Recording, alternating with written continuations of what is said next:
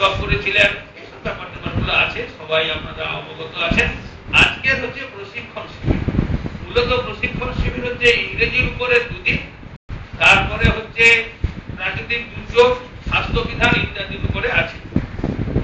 আমরা এই যারা আছি আমরা কিন্তু এই পঠন পাঠনের অংশটা অনেকটা ছেড়ে ফেলেছি।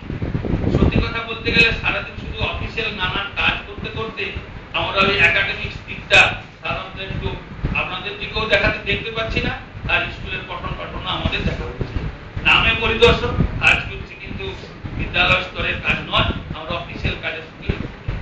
দীর্ঘদিন আমার চাকরি 30 বছর 31 বছর কাজ করলাম, 5 বছর শিক্ষকতা করে এসেছি, তাতেও দেখতে পাচ্ছি কোনোদিন আমরা বিদ্যালয় স্তরে গিয়ে আপনাদের সঙ্গে যদি কথা বলবো যে কোথায় পঠন পাঠনে ঘাটতি হচ্ছে, কি টেকনিক প্রয়োগ করলে ছাত্রছাত্রীরা আরো বেশি উপকৃত হবে, সেই কথাগুলো আলোচনা করার মতো আমাদের সময় পায় না।